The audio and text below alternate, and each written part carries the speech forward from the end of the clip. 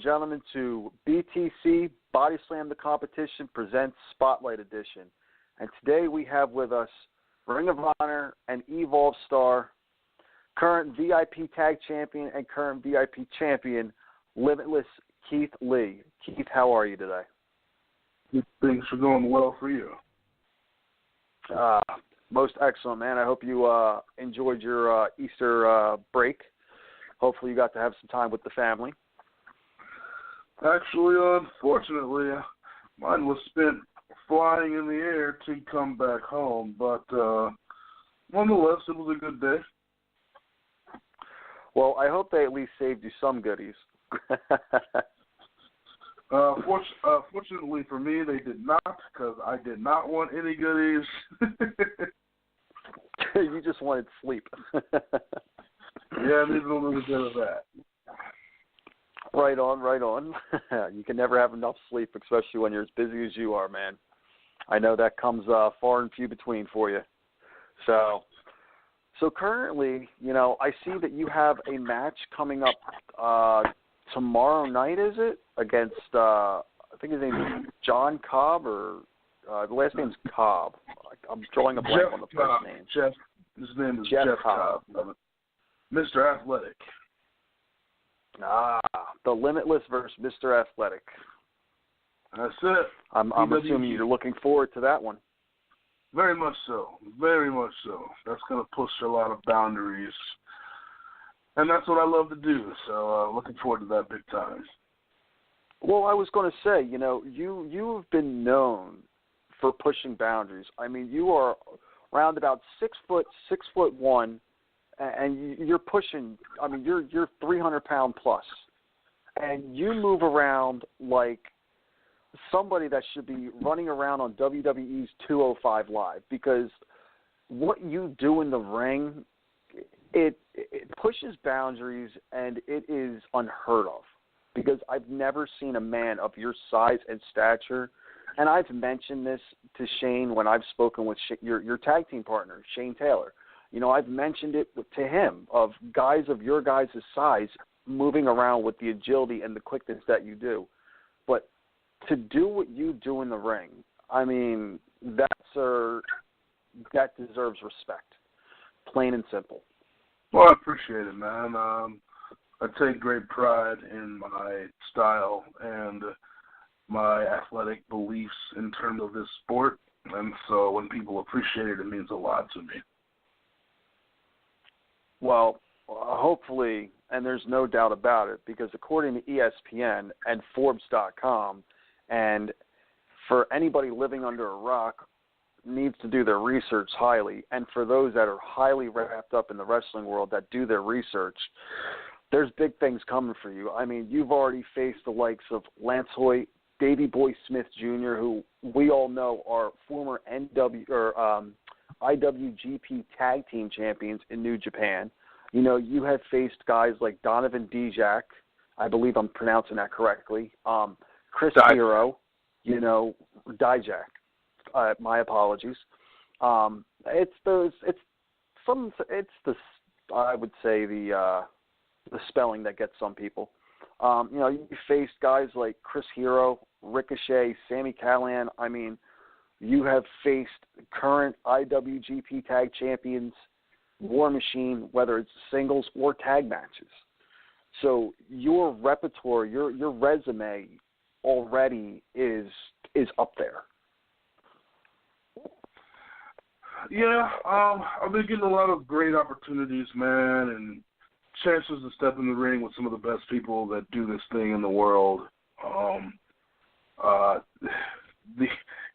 That list it's grown a lot since I really started pushing in terms of wrestling, and been a lot of great matches and chances to showcase myself and have those main event style matches and really wow crowds and ply my craft and introduce myself and give them a chance to bask in my glory, if you will. And it's been nothing short of amazing. And amazing experiences, from the matches to the opponents to the crowds to the new places. I'm having a good time and looking forward to continuing my grind, if you will, to be better than I am the day before. That's really all it is. Well, speaking of the day before, let's rewind a little bit. You're Texan homegrown, correct? Yes, I was born in Wichita Falls, Texas. Okay, so what got you started? From my understanding, it was your family, your grandmother, your siblings. They were all big into wrestling, correct? At that time, I didn't have any siblings, but my grandmother she's the one. She introduced our family in terms of like myself and my cousins to wrestling, and I would watch it with her pretty often. And it just kind of nestled itself deep within until it manifested when I was a freshman in college and just kind of took over and made me decide to change professions right then and there from football to wrestling. And I made a decision, and I stuck with it, man. I stuck to my guns. And I've noticed that there are a lot of people that have changed, that have gone in from football into, professional wrestling. Guys like Lance Hoyt, guys like Roman Reigns, guys like even The Rock, have transitioned from doing football to stepping into what everybody likes to call, unless you're in TNA, the squared circle. Yeah, I mean, a lot of athleticism will come from being a football player, especially if you're a top-tier athlete. Myself, I did not take the chance to,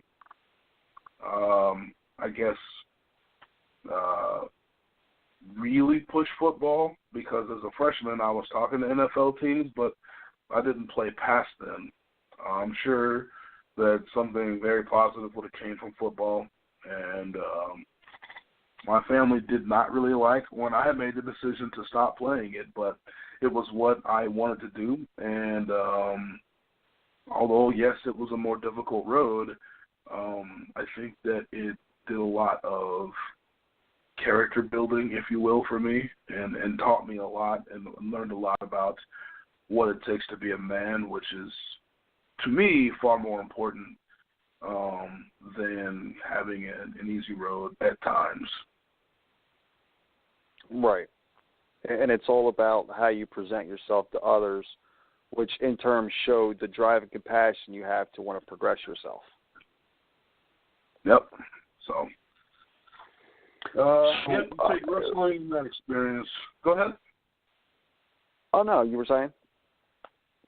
It's just, taking wrestling and that decision and those experiences of life, and it helps you turn into something more than just the typical jock, which I'm forever grateful that I've learned and had the experiences that I've had up to this point. Fully understandable. It's everything you do in path leads to new experiences and learning tools in what you do every day.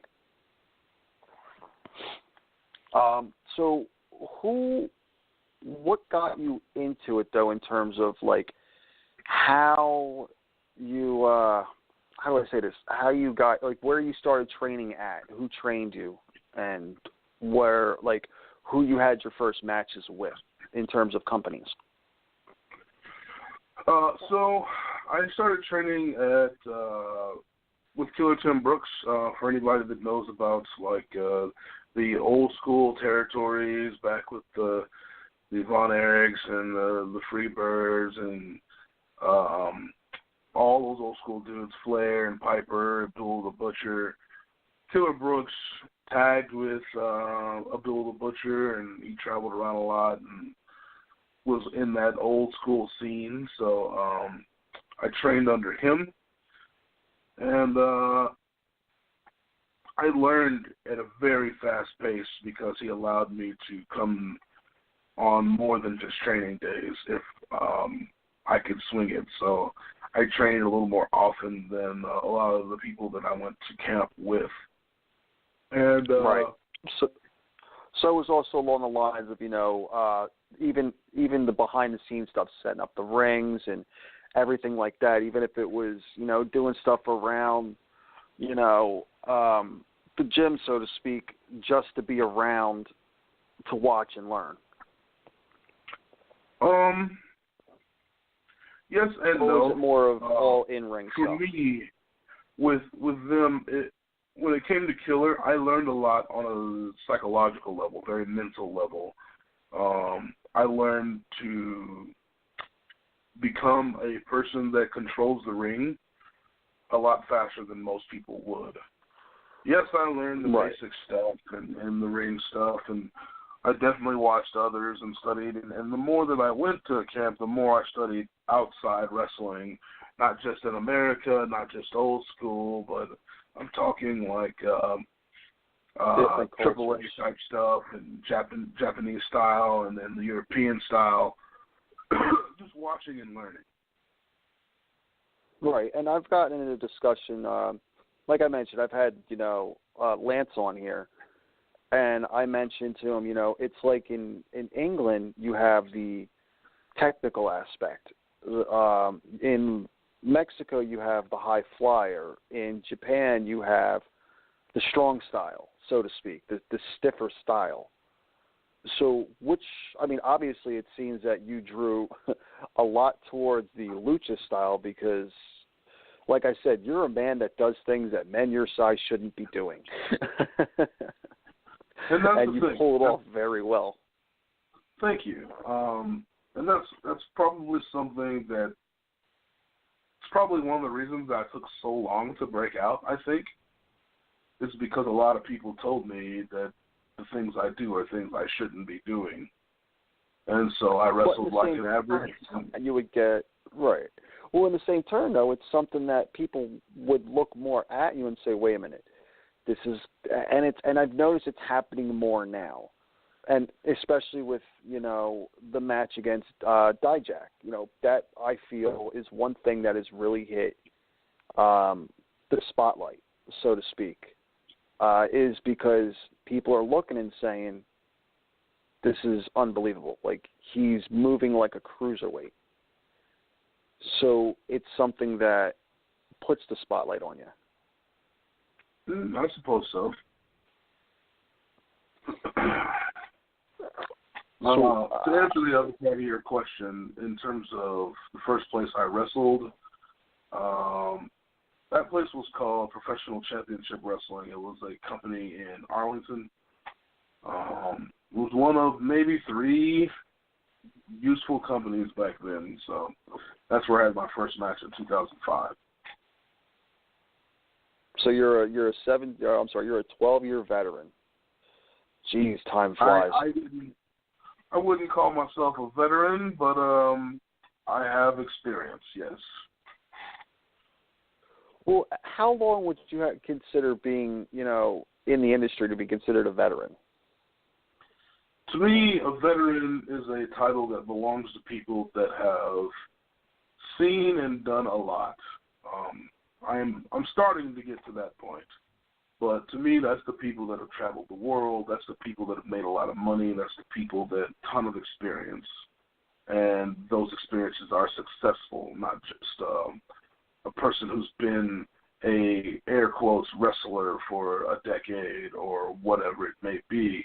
If you're a wrestler and you've been wrestling for 10 years and you don't leave your 30 miles outside of your city, you're not a veteran. If you're a wrestler and you've been wrestling for 10 years and you don't leave your state, you are not a veteran.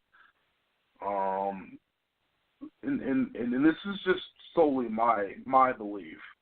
A veteran is a person who has traveled and made those great successes and learned a ton and have something to give back to people, and not just their way of doing it, but other ways that they've seen this thing work, because I've said it and learned there's way more than one way to be a success in this business. So that's, to me, what it means to be a veteran. And that I could definitely respect. And I feel that in the aspect terms, you've also been doing traveling. You know, I mean, you've been traveling all over the United States.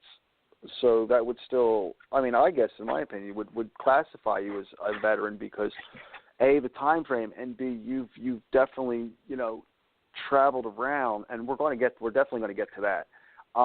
You know, so that's why I feel, you know, that the way I see it is you are definitely an in-ring veteran because of the time that you put into it, the gold that you've had. You know, I mean, you which you will be at, and I can see this now. You know, you're going to be on that main stage at some point.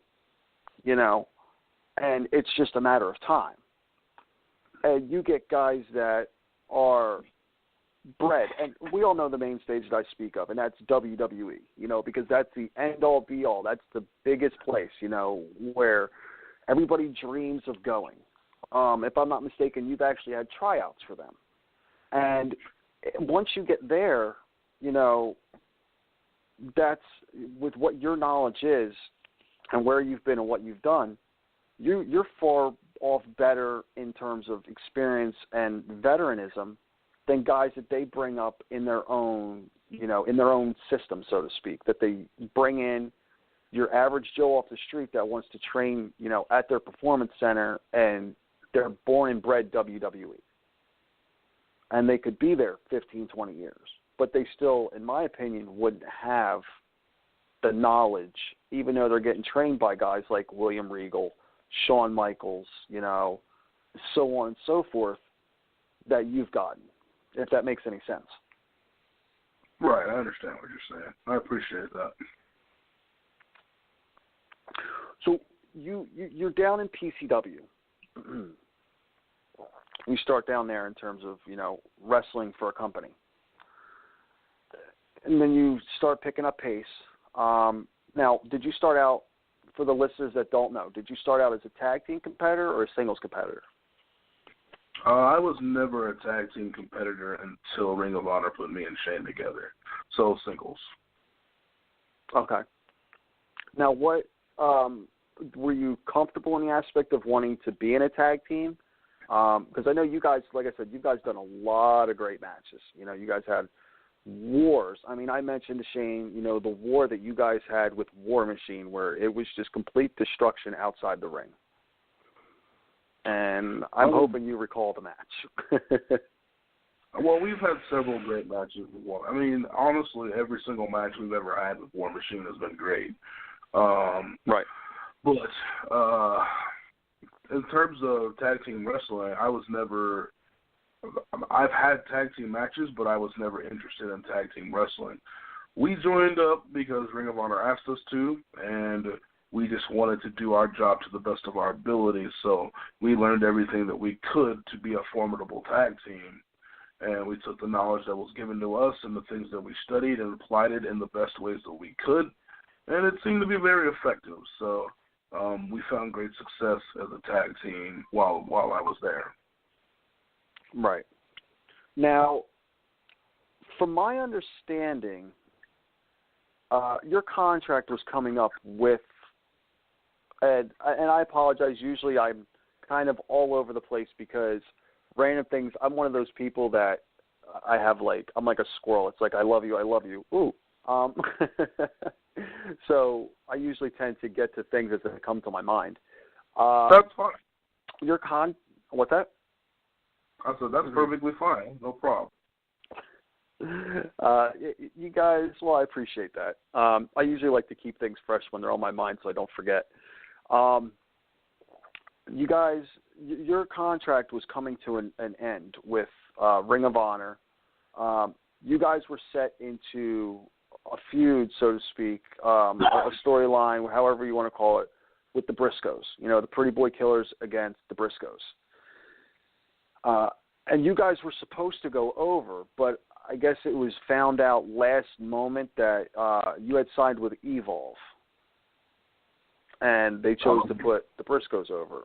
Am I correct on this, or am I misreading something somewhere along the lines?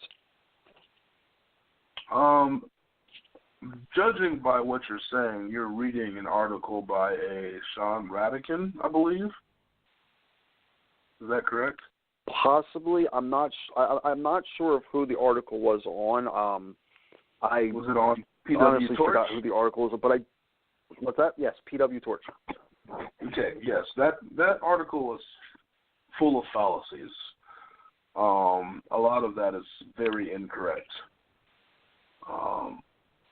To be complete and utterly honest, I was never signed to Ring of Honor, first of all. Okay. I never had a contract with them. Shane never had a contract with them until this year. Okay. So, truth is, they offered. I wasn't comfortable with certain things. I sent several emails with some questions, and that's pretty much that. I did not get responses to those emails. Evolve offered me a contract. I brought it to their attention immediately, and they just simply said, let me know your decision. That's all that happened. So the office was aware of the scenario from the point that I was offered a contract from Evolve.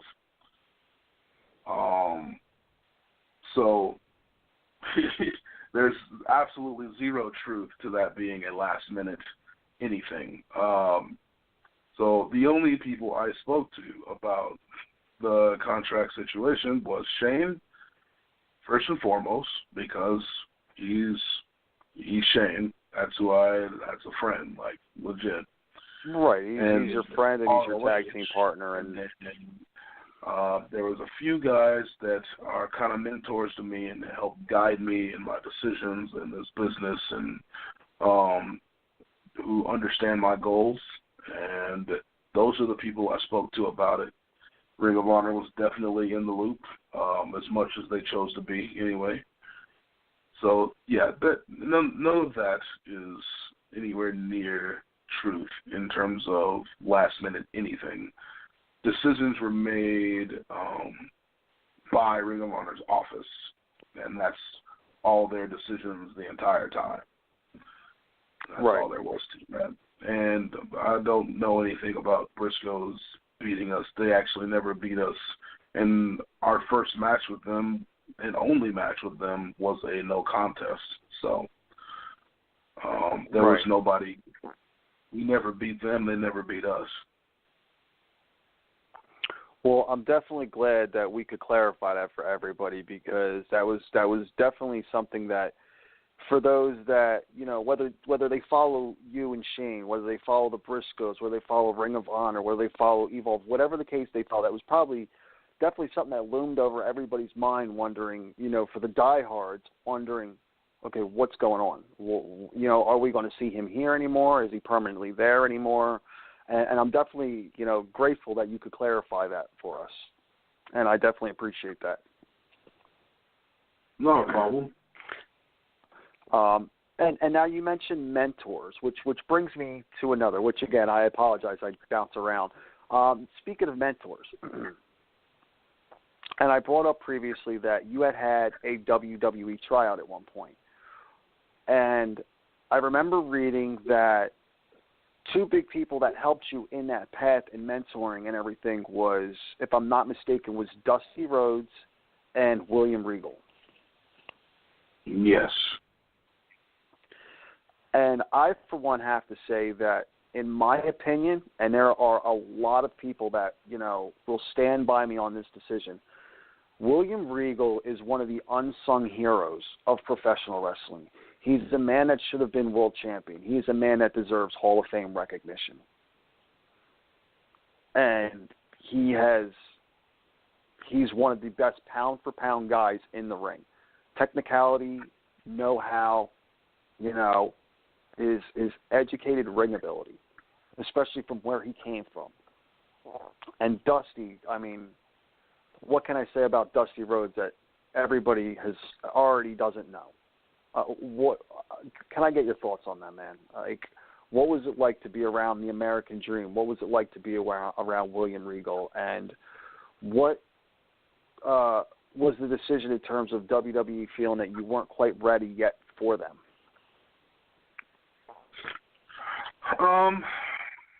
So I don't want to get too personal on that, but I will disclose my experiences for the most part. So the very first time WWE flew me in was back when it was FCW, and this was 2008. Right. My first experience with Dusty Rhodes, obviously he's a great dude and a wealth of knowledge. My first experience was him letting me know that my abilities on the microphone were absolute rubbish. Now, he didn't use that terminology, obviously, but that's literally my word describing what it is. But I learned a ton from him my first visit and those first 5 days with him. And that probably helped define a lot of character stuff for me, because I'm not really a character. I'm really just me and turned up a lot. Right. So I learned a ton from him. Regal's, I mean, I honestly don't think he's an unsung hero, because among the wrestling family, wrestlers in general, he is sung to the heavens, brother, because there's so much knowledge that he's given just to give back. There's so much guidance he's given just to give back. He is a beacon of light in terms of wrestlers, and it's not a hidden gem. It's not a something that's not known. Everybody knows it, and anybody that gets the information from him is forever grateful, just like myself. And ever since 2008, he's been a guy that's looked out for me in one way or another. And to this day, you know, you expect guys like those guys that meet so many people to easily forget, but Regal has never forgotten me, and continues to be a great guiding factor for me. And his words in 2013 are something that helped light that fire along with Dusty Rhodes. And one I don't know if it was mentioned or not, but Joey Mercury also played a pivotal role in my business choices and what I wanted to do in wrestling.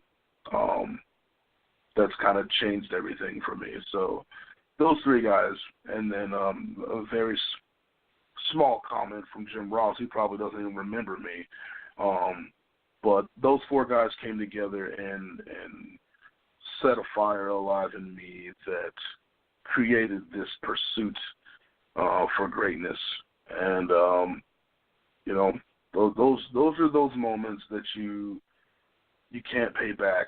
You can't say thank you enough for, and you just accept them, and then you hold on to what's said, and then you use that knowledge and those things that kind of excite you and motivate you and just continue to push forward. That's all it is. Right. And I can definitely see this, and I will say the day that it happens, because it's at the pace you're going, it's not a what if, it is just a matter of when. A Hall of Fame happens, I can already see those guys already being thanked up on that stage when you speak. I guarantee you, if I ever get to that point, you can bet your ass that those guys will be some of the first names to come out of my mouth, because they've been there since I was just a green kid 3 years in. And in 2013, when I was ready to hang up my boots because the WWE didn't sign me again, those three guys and the little sly comment from Jim Ross were enough to really transform how I viewed this entire industry, and it's changed me for the better. Well, that, sir, I can definitely respect. So that's obviously your main goal, is to, head to that route, to head to, the WWE in the long run, whether it be NXT or main roster, so to speak, which, in my opinion right now, I feel that NXT is the hot commodity. I feel that it's got more going for it because it's more in-ring action than what main roster is. We've all joked around and said, and I'm sure, I mean, you're right around my age. You're in your early 30s, correct? Yes. We've all said it. We've heard people joke that wrestling is, the male soap opera, so to speak. Like, the televised stuff that we've all seen when we were younger and everything. But in terms of in-ring action, I feel you see more in NXT, and I would definitely love to turn around and turn it on one day and, see you there. And it's like, holy crap, I've talked to this guy. I've seen this guy do other stuff like, oh, man, this is awesome. And which would you prefer to go to first, in your opinion? See, that's the kicker. A lot of people wonder what my main goal is, and the truth is I don't have a main goal. My goal is simply to be better than I was the day before. Now, right. There are great opportunities in different places. I'll be going back to England soon. I'm having quite a time in Evolve. And, if a Japan opportunity comes up, that's definitely something I'd like to explore. I really want to wrestle in Japan. Doesn't matter how many times it is, but I would love to go there and introduce myself to the Japanese people because, A, I love Japan anyway, but I also like Japan wrestling.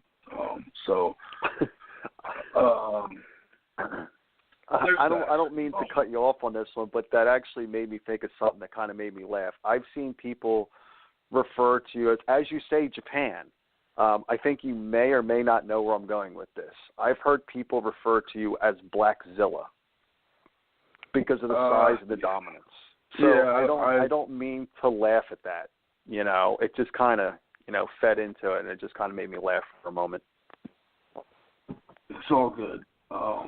So that's an opportunity I'd like to look at. And, if something came up with WWE, I mean, anybody that's got a brain is going to look at that opportunity and see what's there. Especially since they're now scoping the indies more so than they used to. Yeah. But you said the other opportunities you were looking towards. If something comes up with WWE, then I'll look at that as well. But I'm in no position where I need to just make a decision right here and now, and I'm not set on one thing or another. Just opportunities to be more than I am. I'm going to look at those and give them a shot if they make sense. That's all there is to it. Right. Right on. And speaking of WWE, we all know. I want to get your opinion on something because I actually spoke about it last night doing, my SmackDown review and everything. Matt Anoa'i, as everybody knew him in the in-ring world, Rosie, which he's going to be missed, and I feel that he may not have been one of the biggest names out of the family. He may not have held the gold, but he's somebody that you would remember, especially with running around with the Hurricane, as everybody would like to call the superhero in training. He was, quote unquote, he was the shit. He was the superhero in training. I'm sure you've seen what's been going on Twitter yesterday, and I would love to get your comments on that about, we all know the fans have stated their true hatred for Roman Reigns. But when he came in as the Shield, everybody looked at him and said, he's going to be that guy. And now that he's that guy, it's like majority of the population don't want him there. And the remarks that have been going around on Twitter, in my opinion, pure disgust. Have you seen what was going around at all, or no? I probably did not. I don't really surf Twitter a lot. I just kind of post things and retweet friends. So you'll have to tell me. It was a lot of fans were stating it should have been Roman Reigns that died, not his brother. And in my opinion, it's, look, you need to separate the lines. That's why kayfabe is there. You know, you need to separate the lines of in-ring and outer-ring. You don't bring a man's personal life into your, if you don't like the guy in the ring, that's one thing. It's an in-ring character. Personal life is completely different. And I felt that if something needed to be said, people could have just put the rest in peace Rosie, you know, the hashtag RIP Rosie, and don't even mention Roman. But the fact that people, you know, fans turn around and stated this was just disgusting and uncalled for. Well, unfortunately, that's the way the internet seems to work these days. People use the internet as a shield, no pun intended, and they often become a tasteless person. And I guess insensitive, it would probably be the word, because people say the most ridiculous things behind a keyboard all day long. Right. It to me, in terms of stuff like that, it should never happen. I don't think anybody should ever wish death on another human being, ever. No. And I agree. Know, that's just it's one of those things, man. You wish you could change certain things about the internet. That's the stuff like that you wish you could, but there's nothing to stop the keyboard warriors or what have you from spouting out nonsense. You know, if you don't like a guy, that's fine, but saying that he should die is kind of outside the lines, to say the least. I 100% agree. I like I said, I wanted to get your opinion on it, because that's actually how I found out about the passing of Matt. Was I had seen what you had posted on Facebook, and I was just kind of like, wow, what? Huh? And I didn't realize he was, you know, I think it was 47 years old, 46 years old. I didn't realize he was that much older than, you know, his brother. But then again, you know, you look at the family, and that's a huge family, so there's a lot of age ranges everywhere there, you know what I mean? Yep. But back on track to you. We spoke about, you know, some of the matches that you've had. Thus far, what would you count your 3 favorite matches? And I know that's really thinking it, you know, through. But what 3 matches in your mind have stuck out the most? Whether it's, you know, we'll go with singles first. Your singles matches. What has stuck out in your mind in these, you know, 12 years? Man, that's really tough, man. I honestly think that my 2 Evolve matches from Mania weekend was a couple ones that stand out, probably because they're the most recent, some of the most recent matches I've had lately. Right. So, and for those that don't know, that was against Ricochet and Dijak. Yes. If I had to pick another, it's probably either a battle with Raymond Rowe that I've had here in Texas, or a match with JT Dunn that I just recently had in Jersey. Been some really good matches I've had with him, and I've only had 2, but they've both been really good. And it'd be hard for me to pick one of those 2 out of the choices as well. So those would really probably Jersey. be. I actually live in Jersey. Yeah, I wrestle there pretty often, actually. So Really? Well, the next time you're out here, I'm going to have to keep an eye out and let you know if I'm going to be able to make it to the event or not. Maybe we'll go out and grab a beer or something. It'll be on me. I don't drink, but no problem there. All right, we'll go out and grab a cup of coffee. There you go. Yeah, if you've ever heard of Pro Wrestling Magic, I wrestle for them and had a pretty great match with JT Dunn, and I guess since I'll be wrestling Cody Rhodes here soon, that'll probably be up there with some of the greater matches I've had as well. Really, Cody Rhodes. Now that is the man that I feel, and not to steer off of you, but that man I feel is going to be a great match because he in WWE, when he came up, he really worked his way up, and he really started coming into his own.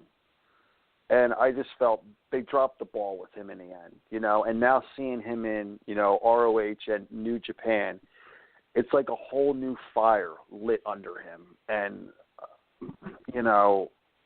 I think that'll be a match that everybody's going to need to keep their eyes on because we know what Cody Rhodes has done. We know what Cody Rhodes is capable of in that ring. And for those that have followed you, they know what you have done. They know what you're capable of in the ring. And like you said, that's definitely going to be up there on those matches. And I'm going to have to say good luck to you on that one because you're in for a hell of a match. So, speaking of that, actually I should say he's in for a hell of a match because either way it's two phenomenal athletes in the ring. Speaking of that, because this is for a first, who are some guys that in the long run you would like to eventually whether it's independent, whether it's the big stages? Who are a couple of guys that are current competitors that you would really like to, step in the ring with and go toe-to-toe with?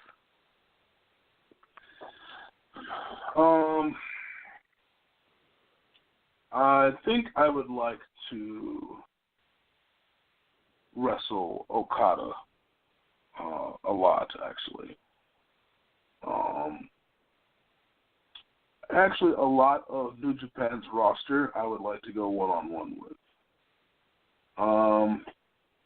Most other guys that I haven't wrestled, I'm going to wrestle soon, or it's being worked out somewhere. There's a possibility I wrestle Moose one-on-one in Iowa in early May.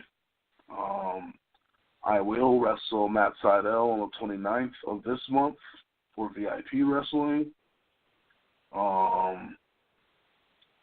I'd really like to, I think that I could have a really good match with Okada. A lot of people want to see me and myself versus Ishii. And, I guess aside from that, I've got a match coming up in July for XWA in the United Kingdom, me versus Daisuke Sekimoto. So that I like the idea of the match. He's actually a guy I've studied, and a lot of people think that is something that would be great to behold. So that's going to be something that's probably pretty magical. Most other guys I've faced or will be facing soon, and I'm sure there are probably other names out there I can't even think of off the top of my head, but who knows? It seems like a lot of it's all, you mentioned you really want to wrestle in Japan, and it definitely seems like a lot of these guys are Japanese stars, in some form or another. So that's definitely a segue into, in my opinion, getting your foot in the door out there. Yeah, I'm hoping that, because I hear that some Japanese news will be covering myself versus Sekimoto, and I hope that garners enough attention that makes people kind of open their eyes and maybe consider bringing me over for a tour or something, just to get an opportunity out there. to apply my craft and show people who I am. Right on. Yeah, that would definitely be, something to see. I mean, we know out in Japan they like, the bigger guys out there, the more dominant guys, are so of strength as well. And it's definitely something that I feel that you would mesh very well with out there, with the styles, because you are more or less, I feel, everything wrapped into one. The speed, the strength, the agility, the technical ability. You have all of it, meshed into one, and it's definitely going to make for, some phenomenal matches out there. I'm hoping so, given an opportunity or something. You just never know. It's hard to be a predictor when it comes to this business, and you don't know what will or will not come in terms of chances, opportunities. So I'm just, for now, I'll be patient and see what else becomes available. Any other talent that I want to wrestle that's already in WWE, NXT, or on the main roster, that's pretty much it. Right. And like you said, at one point, you had your tryouts for WWE, and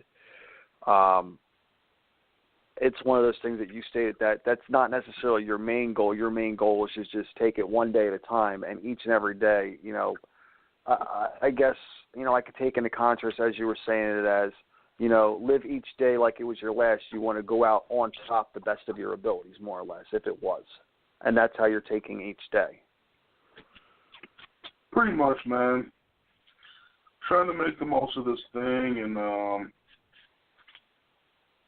do my best to continue to give fans, audience, crowds, new people that have never seen me a chance to see who I am and get the appreciation for what I do in the ring. Because it comes now, it's something I hold near and dear to my heart because, years ago I was merely an average big guy. Could I move pretty well? Absolutely. But I didn't display that. Now I'm a whole new animal because I chose to do things my way. And so getting the appreciation for me stepping out there and putting myself out there the way I have is something that has meant a lot to me. Well, with that being said, there's, I guess what I'm trying to figure out how to say is, there's always room. Some people always take it as, I'm already at the top of what I could do. But it seems like you're, and it's no pun intended, you're evolving. You're always coming out with something innovative and something different that's going to, get people to look and say, check this guy out. Look what he can do. And I know I keep, going back to the things that you can do are unseen and unheard of for, a guy of your size. Like you said, you were just your average big guy, and now you're this animal that does things his way. And that's definitely something that in the long run, down the line, people can, use you as, I wouldn't necessarily say a platform, but as someone to look up to say, if this guy can do it, more of a role model, that's the word I'm looking for, more of a role model saying, if this guy can do it, well, then what's stopping me from doing it? And I hope that becomes a true statement because I feel like if you give to this business the way that I've given, it should give back. If you have a passion for this business at the level that I do, if you love this business the way that I do, and you give to it the way that I do, or more, it should give back because the people are going to see that passion and that love, and they're going to reciprocate because they understand. When they can tell that you're genuine in the things that you do, the way that you feel, they will reciprocate. And they have. I've been accepted in some places that I never thought I would be. My first PWG appearance is probably one of the most magical moments that I've ever had in this business. And I cannot wait until this Friday when I wrestle Jeff Cobb. Because what they saw was Keith Lee in a triple threat match. They have not seen Keith Lee in a singles match. So I'm looking forward to doing everything I can to give them every dollar that they pay in order to get there and see the matches that are there. So that's another opportunity to do what I do and do it and give as much as I can to that crowd. Right. And it's also like, your match that you said you have coming up, I believe you said it was the 29th against Matt Sydal. They look at Matt Sydal and they see this, and I guess I could say it this way, this small, squirrely guy, because he's so quick in the ring. And like I said, he's a small guy. And then you're going to be able to wow the crowd because they're going to look at you and be like, wait a minute, this guy is literally keeping up with him pace for pace. So it's another thing that, people are going to be able to look at and say, once again, this guy can do it, why can't I? And I've heard it several times, actually. It seems that I've become somewhat of an inspiration to larger guys, and I try to tell them the same things that I tell anybody else. I understand that a lot of people say the things I do don't make sense for my size. But realistically, there's a lot of things I do that people can't do regardless of size. So while it's cool, I don't really associate that with it. I'm just an athlete. Am I a larger athlete than some others? Sure. But I'm still an athlete.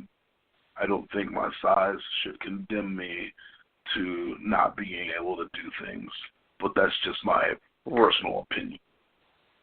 Right, it shouldn't limit you, hence where I'm guessing the name Limitless came from, because you're not going to let boundaries and roadblocks stop you. You're going to do whatever it takes, regardless of the limits, to push yourself further. 100%, my friend. I like that. Well, we have about 5 minutes left, and is there anything you want to get out there, anything you want to plug out there, where anybody can follow you on social media? If nobody's seen you, for those who haven't seen you, where they can find you, where they can look up your matches and stuff like that? So the easiest way to follow me, Instagram and Twitter handles are Real Keith Lee, all together, and Keith is spelled Keith. Do not make the mistake of spelling it Kie. You can find me on Facebook, facebook.com/RealKeithLee. If you fancy yourself to want some pretty merchandise, shirts, hats, what have you, you can find my store at bottomlinemerch.com/KeithLee. I think that in terms of matches, I think one of the easier things to do is just go to YouTube, type in Keith Lee, and put wrestler or wrestling after it, and you'll find a plethora of clips, matches, maybe some highlight videos, maybe even check out my Evolve documentary. I had a lot of fun doing that. And if you're looking for education, I think great places to start would be either my ESPN article or my Forbes magazine article. They're both great. They're informative. And more importantly, they are from me, so they are true. Awesome, man.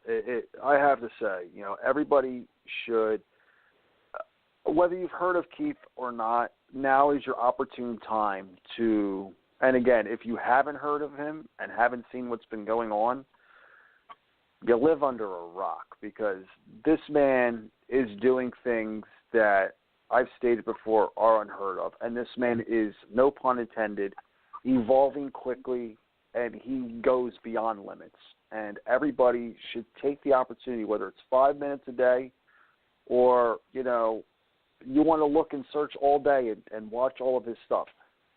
You will not be disappointed. So, Keith, I want to thank you very much.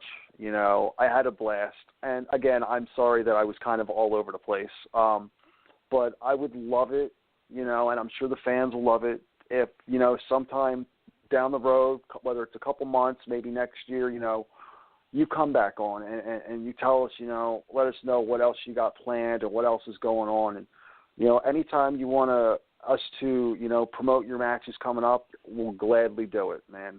We have no issues with that here at Body Slam the Competition. Awesome, man. I appreciate that. So on that note, you know, everybody, you know, follow us here on Blog Talk Radio. And if you can't find the follow button, it's the little red button under the profile picture, because I know some people have issues finding it. Follow us on YouTube at bodyslamthecomp.com. You can find us on Twitter at bodyslamthecomp. You can find us on Instagram at bodyslamthecompetition and Facebook at bodyslamthecompetition. Just so you guys know, this Sunday night we'll be doing our Sunday roundtable. The first hour we're going to be doing top rivalries of all time, opinions, callers welcomed. And Keith, if you'd like to call in then and, you know, put some input on a couple of your rivalries, we would love to have you. The second hour we'll be doing, you know, all things that have been going on in the world of professional wrestling this past week. So be sure to everybody do that. Keith, you got anything else you'd like to add, my friend? No, man, I'm good. I think I've informed as much as I can. Awesome, brother. Any chance you want to give a little shout out to the fans? Yeah, sure. Awesome, man. Much appreciated. So now you'll have to coach me exactly what it is that I'm saying here. You're telling me to tell me. Just let them know, you know, who you are and what they're listening to right now, man. Body Slam the Competition on Blog Talk. That's what I wanted to make sure I didn't mess up Blog Talk. So, fans, this is the limitless Keith Lee, and you are now basking in the glory of Body Slam the Competition on Blog Talk. Thank you very much, Keith. And like I said, hopefully we'll have the pleasure of having you back on, whether you're in Japan or you're in WWE or you're in Evolve or TNA or wherever you are, my friend. Hopefully we'll have the privilege of having you back. Appreciate it, man. Thanks for having me. Thank you for being on, man. You have yourself a good one. You too. All right, bye-bye.